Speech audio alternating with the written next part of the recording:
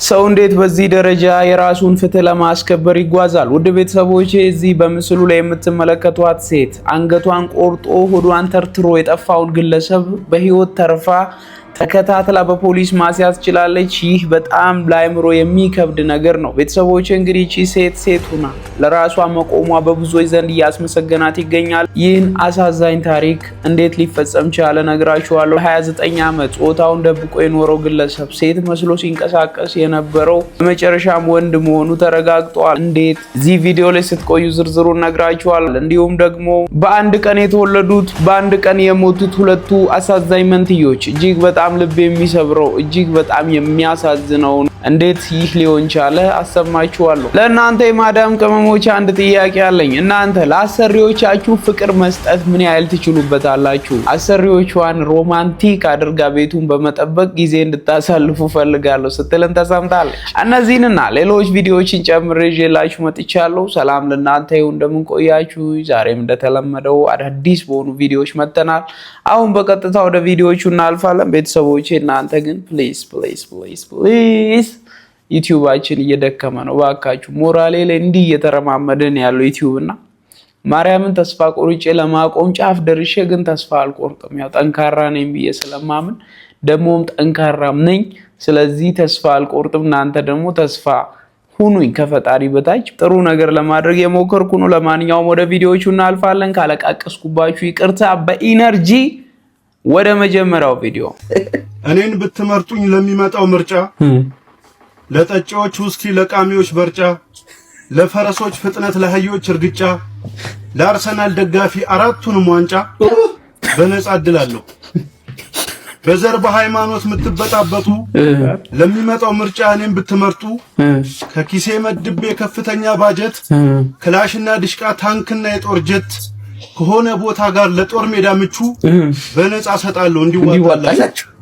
ለሚመጣው ምርጫ እኔን ብትመርጡኝ ሔዋኔና አዳሜ አልጋ ቤት በነጻ ሰጣችኋለሁ ቅዳሜ። ስለዚህ ምረጡኝ ከብዙ በጥቂት ይሄ ነው ምኞቴ፣ ፍላጎታችሁ ነው ምርጫ ምልክቴ። ቮት አርገኝ ከፍተኛ ወንዶች ያገኛሉ ያስባሉ። ዋናው ቅዳሜ አልጋ መገኘቱ ነው። እኛ ያቋቋምነው ፖለቲካ ፓርቲ ነበረ ዳዴፓ ዳቦ ዲሞክራሲ ፓርቲ የሚለው። ብዙ ነገር ከማሰባችሁ በፊት ቪዲዮን ገብታችሁ ማየት ትችላላችሁ። ዳዴፓ ወደፊት እንዴ ሁሌም ዳዴፓን ይምረጡ። ደሞም እንግዲህ እንዳያችሁት ነው የፖለቲካ ፓርቲ አቋቁሞ ያው ዳዴፓን ይምረጡ እያለ ነው። ለማንኛውም ግን በላይ በቀለ ወያ ምርጫ ቀስቀሳ ግን ተመችቶኛል። ጋይስ የጓደኝነት ጥግ የታየበትን ቪዲዮ ላስመልክታችሁ። እኔ እግዚአብሔርን ነው የምላችሁ በጣም የወደድኩትን ቪዲዮ ነው አሁን ቀጥዬ ማሳያችሁ።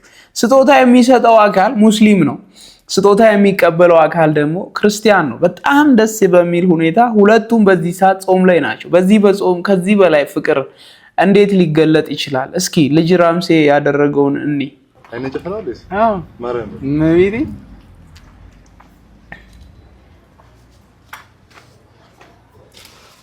እንዴ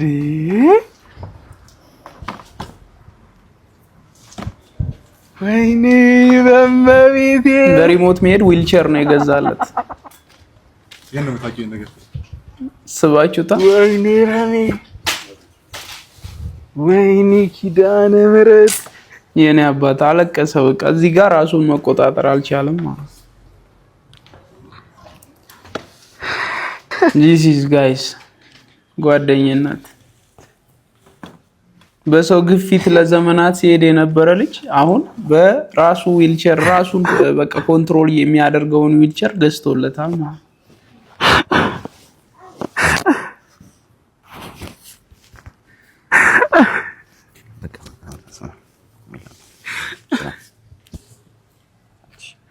አስቡት። በቃ ምን አይነት ጓደኝነት ምን አይነት ወዳጅነት በምን ሊገለጽ ይችላል ይሄ ፍቅር ጋይስ? እቺ ናት ኢትዮጵያ። በቃ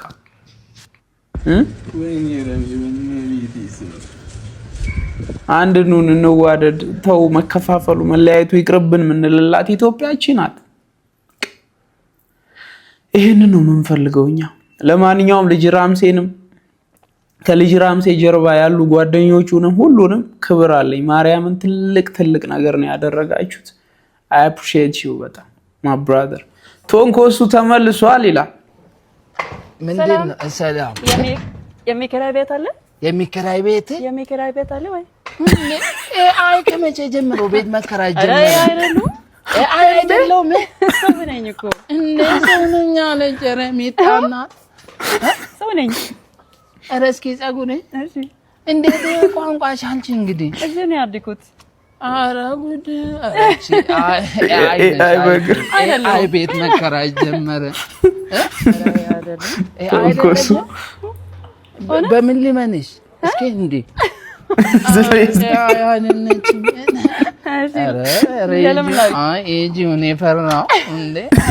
እርግጠኛ ነሽ? እንግዲህ የሚጣ እናድጋለሁ ሰልሽ። እሺ እጂው አንቺ እጂው እንዴ እንዳያችሁት ነው እንግዲህ ቶንኮሱና እቺ አማርኛዋን እያጣፈጠች የምታወራዋ ከውጭ የመጣችው ሲገናኙ የነበረው ሪአክሽን ይሄንን ይመስላል። ቤተሰቦቼ ብዙ ጊዜ ከውጭ ሀገር ሆናችሁ ወንድም እህቶቻችሁን ስታስተምሩ እናውቃለን። የማዳም ቤት እየሰራችሁ በጣም ብዙ ዋጋ እየከፈላችሁ ሽንት ቤት እያጸዳችሁ ኩሽና ውስጥ ብዙ ነገር እየሰራችሁ ወንድም እህቶቻችሁን ታስተምራላችሁ። ግን እንደዚህ ልጅ ግን ዋጋ መክፈል አልቻላችሁ። በእውነት ነው የምላችሁ። የዚህ ልጅ ግን ይለያል። እንጀራ ተሸክሞ 3000 ብር በወር እየበላ ወንድሙን ዩኒቨርሲቲ የሚያስተምረውን ወጣት እስኪ አይተን እንመለስ። ወንድሜን እያስተማርኩ የእውነት እግዚአብሔር ወንድሜን ታስተምራለህ አለልኝ እንዴ ነው እቺን ሰው እንደዚህ ሽጋል አድርግልህ የኔ ብርቱ አባቴ እንደዚህ ሰራ ነው የምትውለው? አዎ እንጀራ እየተሸከሙ እንጀራ ነው የምትሸከመው? የወር ደሞዝ ስንት ነው? 3000 ብር 3000 ብር ያ ጠዋት 11 ሰዓት ተኩል ምናምን በጋሪ ይጭናለሁ። 11 ሰዓት ተኩል ያ ደሞዝ ከፍላለሁ እኔ ልሞክረው ነው።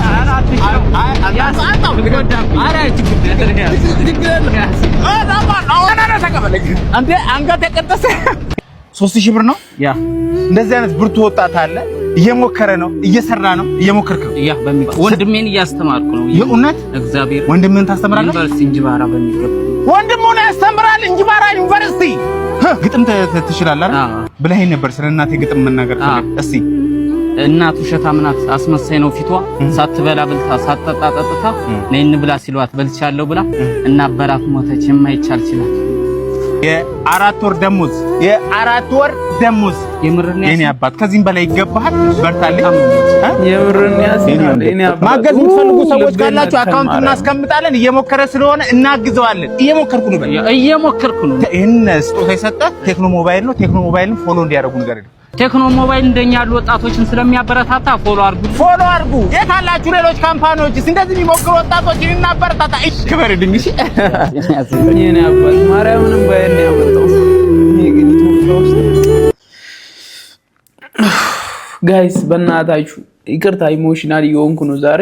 ለማንኛውም ግን ማለት ነው በቃ ማለት ብዙ ዋጋ ከፍላችሁ እኮ ወንድማችሁን እህታችሁን የምታስተምሩ እኮ አላችሁ አውቃለሁ እኮ ግን እንጀራ ሽጦ እንጂባራ ዩኒቨርሲቲ ወንድሙን የሚያስተምር ወጣት እንጀራ አዙሮ እኮ ነው ሽጦ አይደለም አዙሮ 3000 ብር በወር የተከፈለው።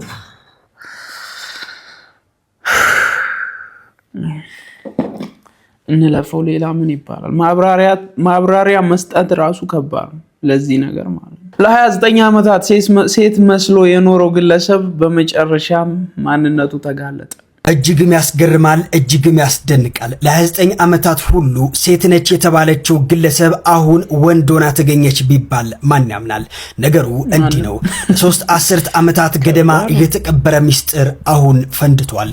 ቀሚስ ለብሳ ኩታ ተከናንባ በቤት ሰራተኝነትና በጠላ ንግድ ስትታወቅ የኖረችው ወይዘሮ አስፍሽ ከጀርባዋ ሌላ ሰው ሆና ተገኝታለች። ወይዘሮ አስፍሽ ደግፌ ይህች ሴት በአካባቢው ነዋሪ ዘንድ የምትታወቀው በትጋቷ በደግነቷና በማህበራዊ ኑሮ ተሳትፎዋ ነበር። እንደ ማንኛውም ኢትዮጵያዊ እናት ኩታዋን ተከናንባ ቀሚሷን አሳምራ በቤት ሰራተኝነት ደክማና የራሷን የጠላ ቤት ከፍታ ስትነግድ ኖራለች። ጎረቤቷ ያምናታል፣ ደንበኛ ይወዳታል። ማንም ግን ከቀሚሷ በስተጀርባ ያለው እውነታ አልጠረጠረም ነበር። ጊዜው ደርሶ ይህ የ3 አስርት ዓመታት ድራማ መጋረጃው የተገለጠው ግን ባልታሰበ አጋጣሚ ነበር። እህል ሰርቀሻል የሚል ክስ ቀርቦባት ጉዳዩ ወደ ፖሊስ አምርቶ ወይዘሮ አስፍሽ በቁጥጥር ስር ዋለች። ይሁን እንጂ የህግ አካላት መደበኛ ምርመራቸው ሲያካሂዱ የታዘቡት ነገር እጅግ አስደንጋጭ ነበር። ወይዘሮ አስፍሽ የተባለችው ሴት ጭራሽ የሌለችና ያልነበረች መሆኗ ተረጋገጠ። ይልቁንም ላለፉት 29 ዓመታት ራሱን ደብቆ የኖረው አቶ አስፋው የተባለ ግለሰብ ሆኖ ተገኘ። እናንተስ በዚህ ጉዳይ ምን ትላላችሁ? ሐሳባችሁን አጋሩኝ እስኪ። ጋይስ አስፊሽ አስፋው ነው ተገኘው። ወይዘሮ አስፊሽ ፖሊስ ጣቢያ ስትደርስ አስፋው ሆና ተገኘች። በጣም ከባድ ነው። ምን ይባላል? ምንም አይባልም። በቃ ለ29 ዓመት ብቻ ሴት መስላ ነው የኖረችው። ግን ሺ ኢዝ ኖት ሴት ሂ ኢዝ ኤ ጋይ ባይ ዘ ዌይ ማን። ኦ ማይ ጋሽ። ገንዘብ ደስታን ይገዛል ወይስ አይገዛም? ይሄን ጥያቄ እስኪ አብረን እንመልሰው። መቅዲ ሀብታም ሆነሽ ከምታለቅሽና ልክ እንዳሁኑ ደሃ ሆነሽ ከምትስቅት ይሻልሻል? እናንተ መልሱት። ልክ እንዳሁኑ ደሃ ሆነሽ ሁሌ ከምትስቂ ሀብታም ሆነሽ ሁሌ ከምታለቅሺ የቱን ትመርጫለሽ ነው ጥያቄው። እና እናንተ መልሳችሁን ኮመንት ስራ አስቀምጡ። እሷ የመለሰችውን ተመልከቱ።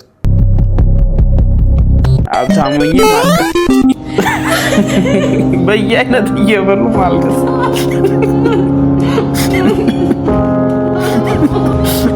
አይዲ 6 እየነዱ ማልቀስ። ይሄ እኮ በቃ ያበደ ነው ጋይስ። እሺ ውድ ሽቶ እየተቀቡ ማልቀስ ማለት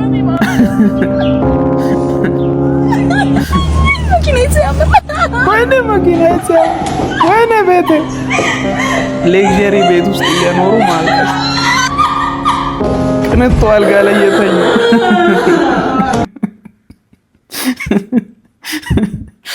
እሷ እያለቀሰች እኔን አሳቀችኝ ጋይስ።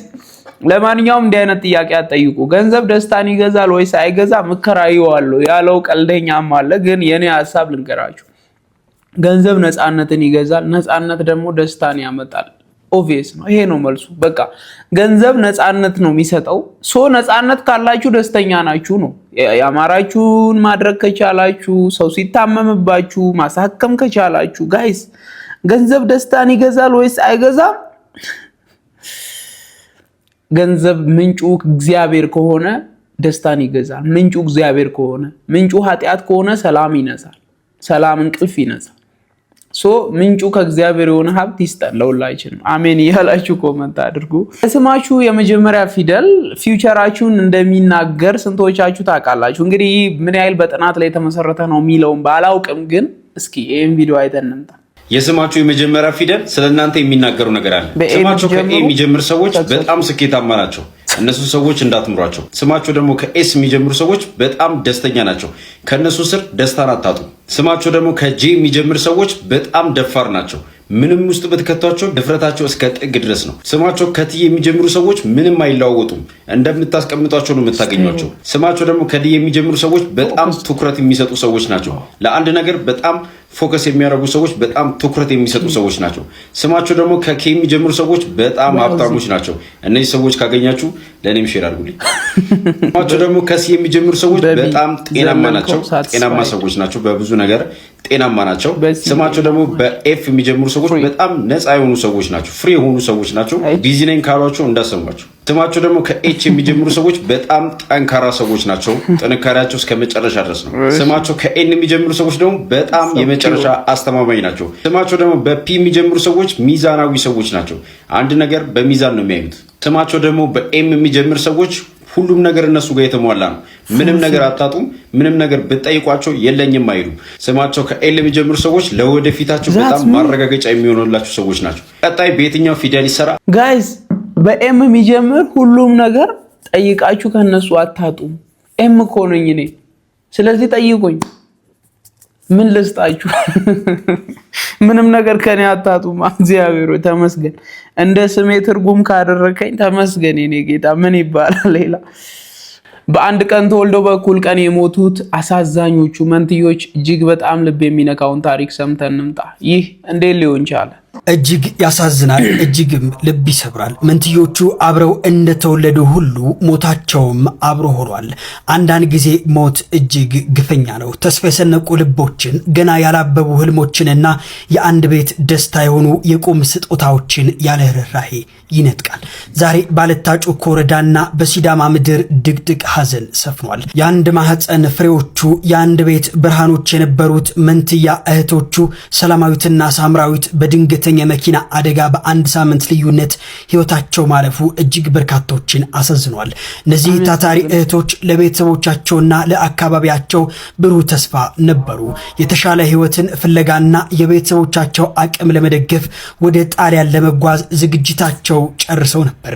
የጉዟቸው የመጨረሻ ምዕራፍ ላይ ደርሰው ህልማቸው ሊሰምር ጥቂት ሲቀረው ግን ያ አሰቃቂ የመኪና አደጋ የጉዟቸው መስመር ወደማይመለሱበት ዓለም ቀየረባቸው። ወደ አዲስ አበባ የተጓዙት ለጉዟቸው የሚያስፈልጉ የመጨረሻ ሂደቶችን ለመጨረስና እንዲሁም ደግሞ ለነገ የሰነቁት ትልቅ ራዕይ እውን ለማድረግ ቢሆንም ሞት ግን በጨካኝ ክንዱ ቀድሟቸዋል። ህልማቸው ሳይሰምር የለፉለት ፍሬ ሳይበላ ገና በማለዳው የተቀጠፉት የእነዚህ ወጣት እህቶች ህልፈት ለአለታ ጩኮ ብቻ ሳይሆን ለሁላችንም ከባድ ሐዘን ሆኗል። ለቤተሰቦቻቸውና እንዲሁም ደግሞ ለወዳጅ ዘመዶቻቸው መጽናናትን መኛለሁ በኢየሱስ ክርስቶስ። እንግዲህ እንደሰማችሁት ነው ቤተሰቦቼ፣ ወደ ጣሊያን ሀገር ሄደው ያው የተሻለ ህይወት ለመኖር እያሰቡ የነበሩ እህት አማቾች እንግዲህ በአንድ ሳምንት ልዩነት በመኪና አደጋ ህይወታቸውን አጥተዋል። በጣም ነው የሚያሳዝኑት። በጣም ማለት በዚህ ሰዓት ቤተሰብ ምን የተሰማው እንደሆነ ማሰብም መገመትም እጅግ ከባድ ነው። እንግዲህ መድኃኔዓለም ክርስቶስ ነፍሳቸውን በአጸደ ገነት ያኑርልን። ቤተሰቦቼ የማዳም ቅመም የሆናችሁ እዚህ ቪዲዮ ላይ እንዳላችሁ አውቃለሁ። እንግዲህ በጣም ብዙ ሰራተኛ አውቃለሁ፣ በጣም ብዙ አጋዥ አውቃለሁ። እንግዲህ ቤተሰቦቼ እንደዚች አይነት ግን በቃ እንደ ቡርቴ አይነት ግን የተለየች ሴት አይቼ አላውቅም። መኝታ ቤቱን ሮማንቲክ አድርጋ አብራችሁ ጊዜ እንድታሳልፉ ብዬ ነው ብላ የጠበቀችው ቡርቴን እስኪ አይተናት እንምጣ። እዩት፣ መኝታ ቤቱን ሮማንቲክ አድርጋው ቡርቴ ነይ ነይ ተጠራች። ምንድነው ያረክ? ምን አረኩ? ለምንድነው እንደዚህ አድርገሽ የጠበቅሽ? እንድትጫወቱ ብዬ ነው። ከኔ ጋር አይደለም። ምን እንጫወትልሽ? Ask her why she did that and she said I want you to play. Want to play? She wants us to play. Come on, አለ ጀለስ ተመቸው። ይሄን እድል አግኝቶ አንወልድ ስንልሽ እንዲህ አድርገሽ ትጠብቂናለሽ ወይ? ኦ ማይ ጋድ ቡርቴ ትለያለሽ። ሳሚያት ሳሚያት የኢትዮጵያን ሕዝብ ወክለሽ ሳሚያት። ዛሬ እንደውም ወንድ ልጅ ከነቃጭ የዛሬ አመት ወንድ ልጅ ከነቃጭሉ አለች።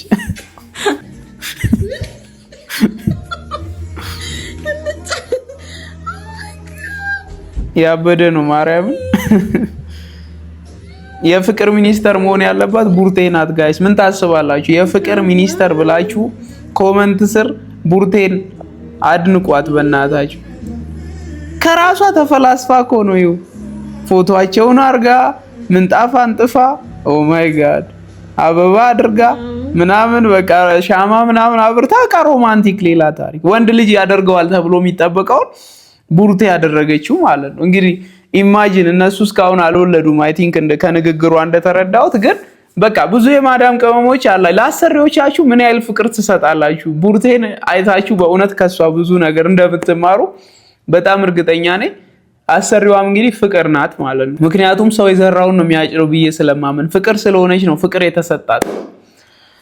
ጂሰስ የሚገርም ነው። ብቻ ቤተሰቦቼ እጅግ በጣም ልብ የሚነካውን ታሪክ አንገቷን ቆርጦ ሆዷን ተርትሮ ባል ሆኖ ኢማጂን ፍቅረኛ ሆኖ አብሯት ብዙ ነገር አሳልፎ አንገቷን ለመቁረጥ ምን አይነት ልብ ነው የሰጠው? በጌታ በኢየሱስ ስም ይሄን ሰውዬ ለመበቀል በህይወት ቆይታ አብራው አድራ ከዛ በኋላ በፖሊስ ቁጥጥር ስር አስይዘዋለች። እስኪ የተወሰነውን ፓርት ላሳያችሁ። ቪዲዮ ትንሽ ከረዘመ ታግሳችሁ ስሙ። ወንጀለኛ ነው ልጃቸው፣ ግን አሳልፈው አልሰጡትም። ሶጣ እያሰርኩት ነው ሞጣ እያፈርኩ ኢማጂን ባሏ እንደዚህ ያደረጋት በጌታ ፍቅረኛዋ እንደዚህ ያደረጋት ያቺ እኮ ናት ይሉኛል።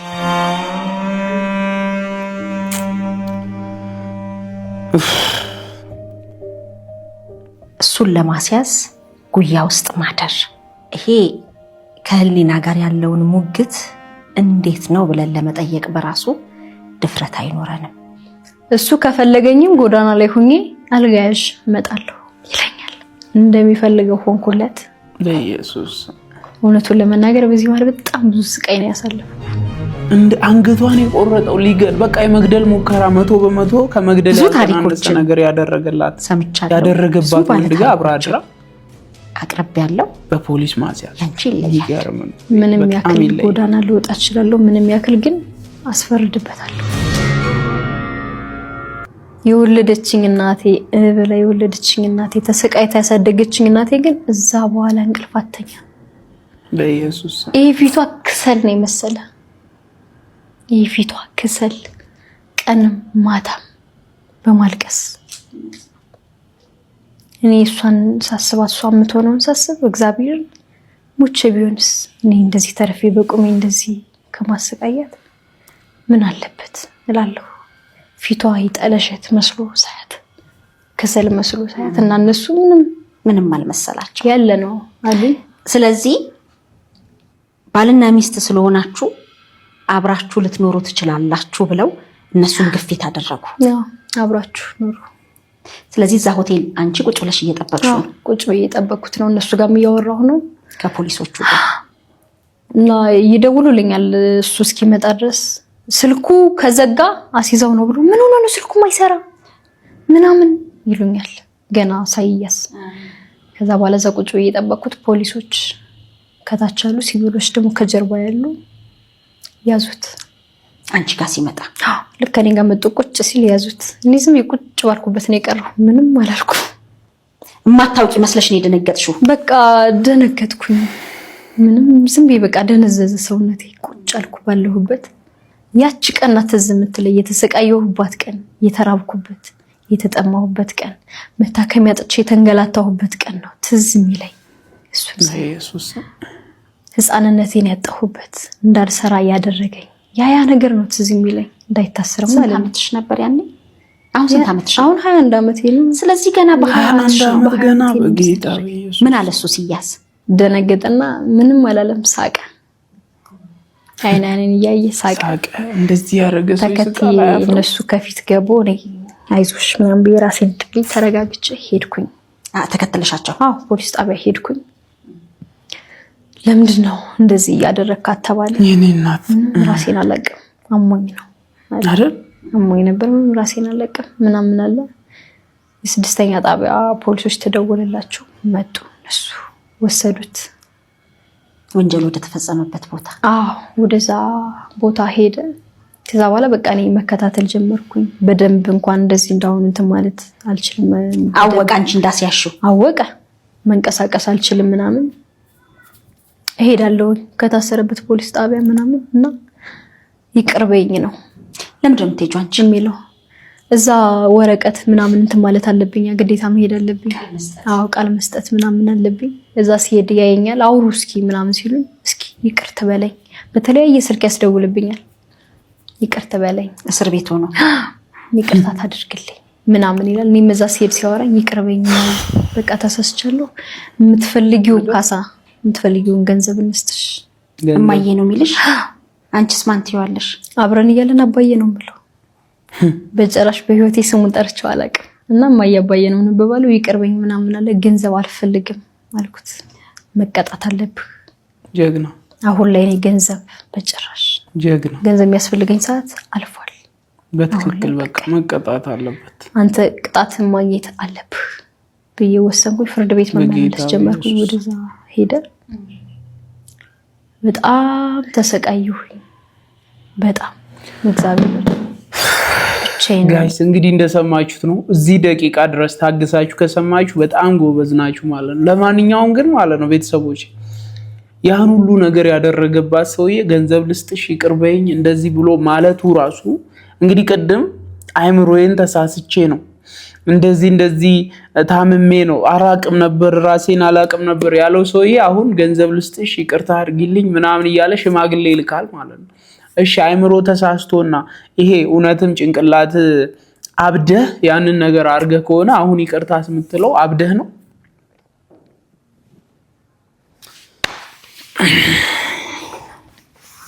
በጣም ያቃጥለው ነገር ምን እንደሆነ ታውቃላችሁ ጋይስ? ፖሊስ ነበር አማራ ክልል ፖሊስ ነበር። ራሷ ናት ሙሉ ኢንተርቪውን ገብታችሁ መስማት ይችላል። ፖሊስ የነበረ ከዛ ከፖሊስ ወጥቶ ክለብ ማናጀር የነበረ ከክለብ ማናጀር ጋር ሆኖ ነው እሷን ይዞ ወደ ክፍለ ሀገር ተመልሶ ወደ አማራ ክልል ሄዶ እዛ እንደዚህ አይነት ነገር ያደረሰባት ማለት። ወይኔ የሀገሬ ኢትዮጵያ ግን እስከመቼ ነው የሴቶች እንባ እዚች ሀገር ላይ የሚፈሰው? ማርያምን አሁንም ግን ፍትህ ለሴቶች እግዚአብሔርን አሁንም ፍትህ ለሴቶችና ለህፃናት። ይሄንን ነገር ትክክለኛ ፍትህ አሰጣጥ እስካልሰፈነ ድረስ ሴቶች ላይ እንደዚህ ጥቃት አድርሰው እንደፈለጉ ልባቸውን ወጥረው ተወጣጥረው የሚሄዱ ሰዎች እዚች ሀገር ላይ አይበዙም፣ አይፈነጩም። ፍትህ ከተሰጠ ማለት ፍትህ ካልተሰጠ ግን ይቀጥላል እና አሁንም ፍትህ ለሴቶች ምንም ጥያቄ የሌለው ነገር ጋይስ። ይህንን የሚሰማ በሙሉ ሼር እንዲያደርገው ትልቅ ማስጠንቀቂያ ነው። አዶናይን ኢንሳ የደህንነት ኢትዮጵያ ውስጥ ያለው ኢንሳ አስገድዶታል። ምን ብሎ ሲድሮ የሚባል አፕ አስተዋውቅ ብለውት ነው። ሲድሮ በኢንሳ የደህንነትና በቻይናዎች የተሰራ አፕ ነው። እሱን ኢትዮጵያ ውስጥም ከኢትዮጵያ ውጭ ያላችሁ ዳውንሎድ አደረክ ማለት መረጃዎችህን በሙሉ ኢንሳ ሀክ ያደርገዋል ማለት ነው። ለአደጋ ነው ራስን የምታጋልጠው። እያንዳንዱ መረጃህን ኦልሬዲ ኢንሳ እጅ ይገባል። ሲድሮ የሚባል አፕ ዳውንሎድ እንዳታረጉ። አዶናይ ምንም ማድረግ አልቻለም፣ አይችልም። ካስፈር ልክ ከዚህ በፊት 15 ሚሊዮን ለትግራይ ሰበሰበ፣ በድርቅ ለተጎዱ ለአደጋ መከላከል ዝግጁነት ስጥ አሉት፣ ሰጠ። ምንም ማድረግ አይችልም። አሁንም አዶናይ መጥፎ ነው አይደለም፣ አድርግ ብለውታል፣ እያስተዋወቀ ነው። እኛ ግን ሾልኮ በደረሰን መረጃ እሱን ዳውንሎድ አደረክ ማለት ራስን ቅርቃር ላይ መረጃህን አደጋ ላይ ነው የምትከተው። ዳውንሎድ እንዳታረጉ ተጠንቀቁ ለማለት ነው ጋይስ። እንግዲህ ቤተሰቦቼ በመጀመሪያ ደረጃ ስለዚህ አፕሊኬሽን ብዙ ዕውቀቱ ኖሮኝ ባይሆንም ግን በሰማሁት ነገር አንፃር የሰሩት ቻይናዎች አይደሉም። ይሄ ሰውዬ እንደሚለው ቻይናዎች ነው የሰሩት፣ ከዛ በኋላ የያዘው ደግሞ ኢንሳ ነው ምናምን ነው እያለ ያለው። በመጀመሪያ ደረጃ የኢትዮጵያ ሶፍትዌር ኢንጂነሮች ናቸው የሰሩት። ኢትዮጵያውያን ሶፍትዌር ኢንጂነሮች ማለት ነው። በዜግነት አሜሪካዊ ይሁኑ በዜግነት ቻይናዊ ይሁኑ አያገባንም፣ ግን ኢትዮጵያውያን ናቸው።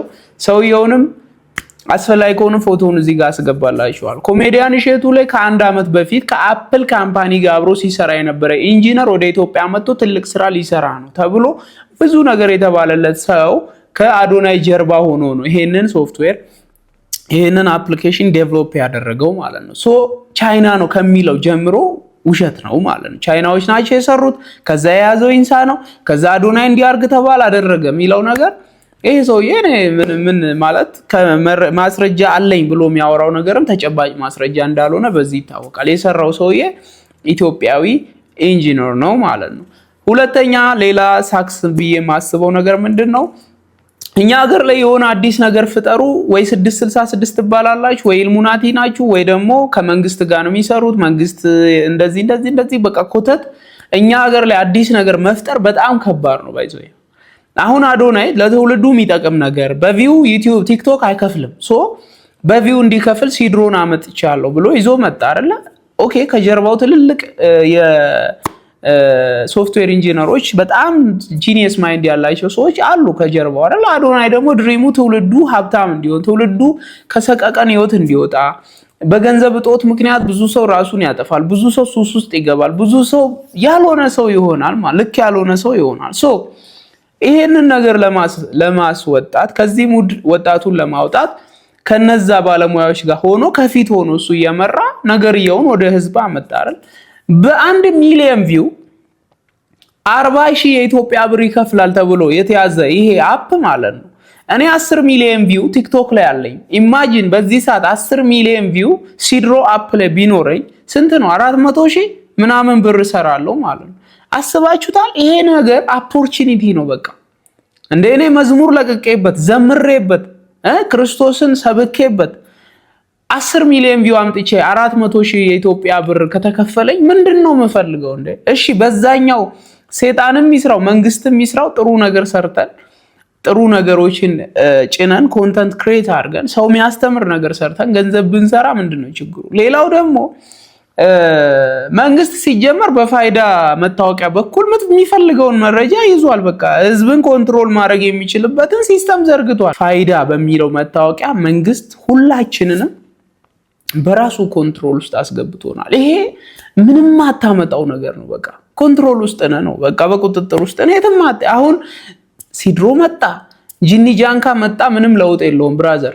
እኛ አሁን በዚህ ሰዓት ለወጣቱ የሚያስፈልገው እግዚአብሔርን ይዞ ህይወቱን መቀየር ነው። በቃ ህይወቱ መቀየር አለበት። ትውልድ 130 ሚሊዮን ህዝብ አሁንም ችግር ውስጥ ነው። ገብቷል? ስለዚህ ከዚህ ችግር የሚያስወጣን አዶናይ እንደዚህ አይነት ኦፖርቹኒቲ ሲያመጣልን ተጠቅመን መለወጥ ነው እንጂ በቃ ባይዘው በጣም ኢሞሽናል ሆኜ ካወራው ይቅርታ። ምክንያቱም እኛ ሀገር አዲስ ነገር በመጣ ቁጥር ጭፍን ያለ ተቃውሞ ስላለ ነው። ባይዘው ጭፍን ያለ ማለት ነው። እዚህ ላይችዋል በቃ ሁሉም ነገር አዲስ ነገር ፍጠር ጭፍን ያለ ተቃውሞ። ይሄ ነገሮችን ያገናዘበ ዕውቀት ያለው ምናምን አይደለም። በቃ ድፍን ጭፍን ያለ ጥላቻ ጭፍን ያለ ተቃውሞ ነው ያለውና ያንን ስለመቃወም ነው። ኮተታም የሆናችሁ ሰዎች እረፉ ለማለት ነው። ለዛሬ ያመጣሁላችሁ ቪዲዮዎች እነዚህን ይመስሉ ነበር። ከረዘመ በጣም ይቅርታ። እንደነገርኳችሁ ዩቲዩብ በጣም ተመቷልና ፕሊዝ ጌታ ሆይ ይሄንን ቪዲዮ የሚያዩትን ሰዎች በሙሉ ባርክልኝ። ጌታ ሆይ ይሄንን ቪዲዮ የሚያዩትን ሰዎች በሙሉ ቪዲዮን ጨርሰው እስከሚያዩት ድረስ ስክሮል ማድረግ እንዲያቀታቸው አድርግ። እውነት ይሄንን ቪዲዮ የሚያዩ ሰዎች በሙሉ ላይክ ማድረግ እንዲያስታውሱ አድርግልኝ። ጌታ ሆይ ይሄንን ቪዲዮ የሚያዩትን ሁሉ እጃቸው VPN ተጭኖ VPN አብርቶ እንዲያይ አድርግልኝ። ይሄንን ቪዲዮ የሚያዩ ሰዎች በሙሉ ከሀገር ውጪ ከኢትዮጵያ ውጪ አሜሪካ፣ አውሮፓ፣ አረብ ሀገር ያሉ ይሁኑ። ጌታ ሆይ በእውነት ተስፋ እንዳልቆርጥ ይሄንን አድርግልኝ።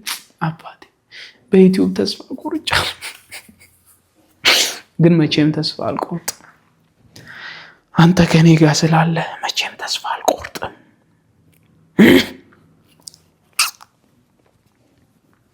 Let's go. ወዳችኋል።